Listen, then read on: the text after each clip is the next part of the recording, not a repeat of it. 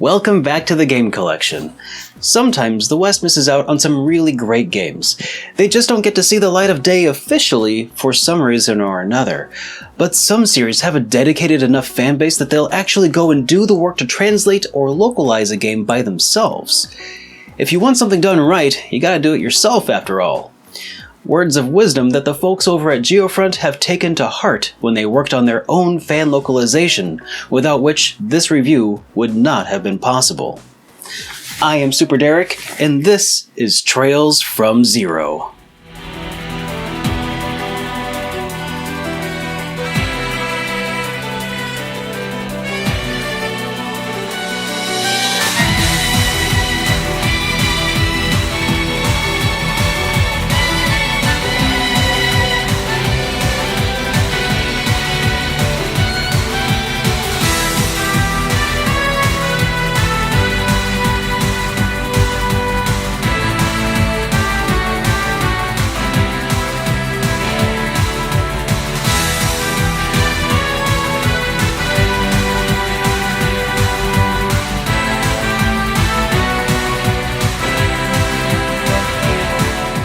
Trails from Zero, or Zero no Kiseki, is the fourth title in the Kiseki, or Trails series.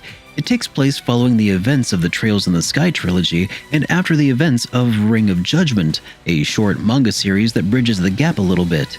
Zero no Kiseki breaks from the Sky naming convention as it follows a new cast of heroes that takes place within the Crossbell region. Trails from Zero, along with Trails to Azure, are a duology that make up the aptly named Crossbell arc, but that's getting a little bit ahead of ourselves. In Trails from Zero, the primary protagonist you control is Lloyd Bannings, a rookie detective fresh out of the academy and newly hired to the Crossbell Police Department. The game begins as he travels into town and learns that he has been assigned to a peculiar division of the CPD, the Special Supports Section, or SSS. As it turns out, Crossbell is a region with a complicated political situation that makes it an easy target for organized crime syndicates. Most recently, the Bracer Guild has stepped up to take on the care of Crossbell's citizenry, while CPD's own police force struggles to maintain order. The SSS was formed as a PR move of sorts to mimic the Bracer Guild's functionality and hopefully restore some goodwill to the Crossbell Police Department. That's right, Trails from Zero is a buddy cop underdog story.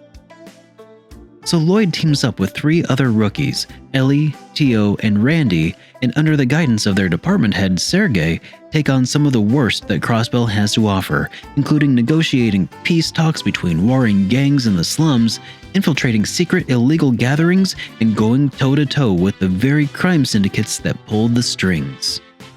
I love comparing Trails from Zero to an 80s buddy cop action movie because it nails so many of those feelings. However, in typical Trails fashion, the game also takes time to build up to be much more than that over time.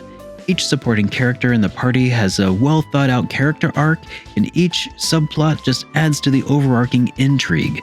I loved the idea of taking the role of the new knockoff Bracer Guild wannabes, only to be completely written off by everybody from the police department elites to the citizens you're attempting to serve and protect, but then gradually coming into your own.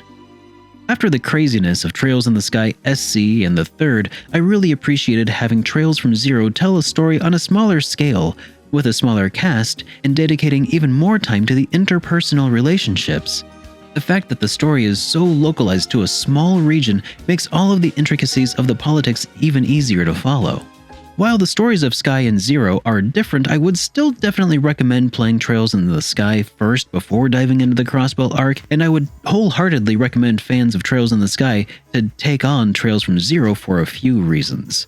People who haven't played Sky would definitely benefit a whole lot of having an established base of lore to draw from, which is thoroughly established in the Trails in the Sky series. Things like how the Bracer Guild operates, knowledge of the 100 Days War, and the like are incredibly important in understanding some of the finer points of Crossbell's unique situation, and also the unique positions of the SSS in comparison to the Bracer Guild, and the unique opportunities that the SSS has over the Bracer Guild.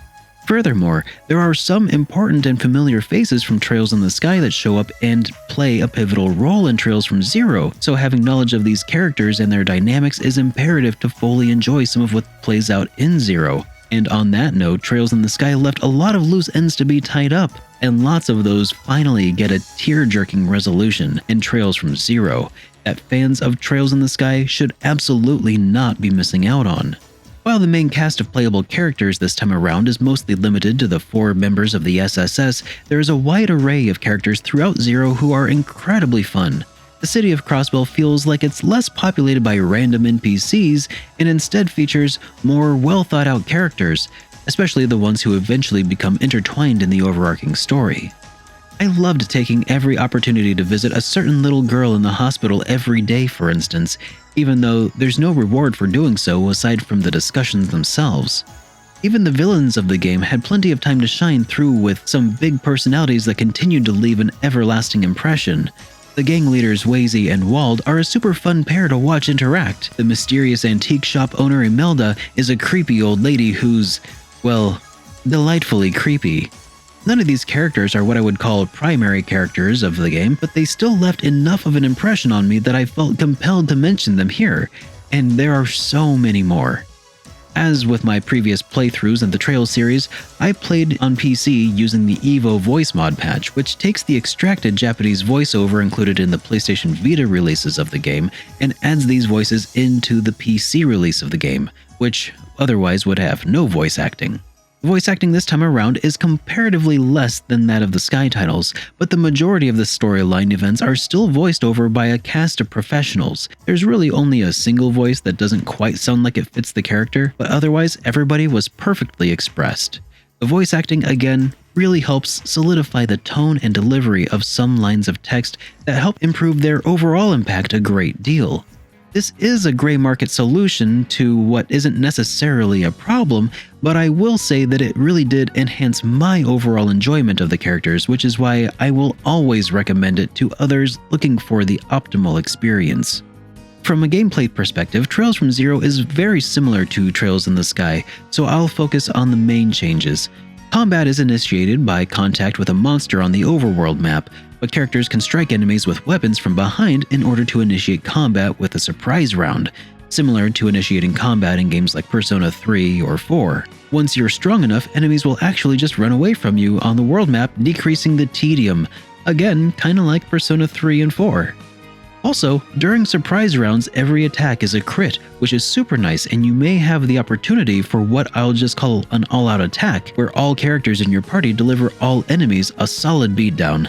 Kind of like, what was that again? Oh yeah, Persona 3 and 4. Now, to be clear, I'm not criticizing Trails from Zero for ripping off Persona at all. On the contrary, I loved the Persona games and have reviewed almost all of them. These are some of my favorite mechanics from the game, and I'd love to see them in more games, and I'm glad to see Falcom taking some inspiration and further iterating on the series. One aspect returning fans may not appreciate as much during combat is that orbital arts have been pretty heavily reworked, so you'll have to relearn how to unlock all of the arts that you want. But really, that's a pretty small thing in the grand scheme. Another new combat mechanic introduced in Trails from Zero are combo S-crafts, which are exactly what they sound like. Now, 2 heroes with more than 100 craft points can combine their limit break style attacks in tandem with one another, dealing massive amounts of damage in a single turn, which can be further amplified if used during a critical hit turn. Finally, the leveling system has been updated to give experience points with multipliers for various feats in battle, such as using items or finishing a battle without taking damage or without moving from your character's starting positions, overkill bonuses, and so on. Stacking up these XP multipliers can be especially rewarding during boss fights. Now visually, Trails from Zero is a welcome sight. Around 300 hours of playing the Sky series has made me primed to accept a new visual aesthetic and a new setting, and Zero delivered both. Initially, the lack of camera controls did bug me a little bit and felt initially like a bit of a downgrade. However, the trade-off is that the player no longer needs to bother with controlling the camera. The game now takes on a more cinematic experience from time to time, employing strategic camera movements to show you various points of interest. I believe this was an important trade-off in helping keeping the city of Crossbell feeling large and metropolitan without making the player struggle with camera placement as other buildings might obstruct the view otherwise. Outside of town, the countryside is gorgeous and the environments are varied. The cast still mainly stick to established roads, which again provides a much more cinematic and curated world exploration experience with regards to various points of interest you will come across. The state of Crossbell has a rich history, and you'll be walking through a lot of that history as you traverse between towns. The music of Trails from Zero never ceases to be excellent. Until you turn on the Evo soundtrack anyway. If you've installed the Evo music mod, you have the option to turn it on and off, and while there are some really outstanding renditions within the Evo soundtrack, there's also some stinkers. Generally, from what I've heard, most fans don't care much for the Evolution series soundtracks at all, and that Trails from Zero is an interesting exception, mainly because it actually does contain some solid covers. However, for the most part, switch the soundtrack back to stock and never look back, because every single song is a banger. Alright, I've tiptoed around this subject for a while now, but believe it or not, I've been waiting to talk about the fan localization patch from Geofront team. Translation is a tough job, and doing it for free for a community of fans is an insanely generous undertaking. Translation is an art form and not a science, and everybody brings something unique to the table. That said, not all fan patches are created equally, and the Geofront translation patch for Trails from Zero is, in my opinion and in my experience so far, unequaled. The Geofront localization patch has raised the bar for what I think a fan translation patch can be. This localization of Trails from Zero feels like a professional quality localization from a professional studio. The patch, by the way, is more than just the text translation, though that would be enough to raise the bar. This patch also adds features to the PC version of the game that I didn't know weren't originally there until after several days of playing the game. The fast forward button was added by this patch, the text chat log wasn't originally there, the Evo voice mod was integrated seamlessly into this mod, automatically progressing the text as the audio cues finish, and from the chat log you can actually press a button to have it replay the voiceover. The Evo patch is what enables the player to switch between the original and Evolution soundtracks as well on the fly, or even specify which tracks to play between the two options. The Geofront fan localization patch is an incredible accomplishment and is praised by fans in the Trails series pretty much unanimously. I've sometimes gotten questions about if I think we'll ever see an official release of Trails from Zero in the West, and after my experience playing on PC using the Geofront patch, my answer is, who cares? Don't bother waiting for an official release because it won't be any better than this. During my playthrough, I did encounter a couple of bugs where the music would cut out toward the end of a couple of chapters, and at one point my game got stuck after performing a combination attack during the final boss fight. I'm not sure if it's related to the Geofront patch or something else, but I figured that they're worth mentioning. The Geofront patch currently only works with the Japanese release of the game.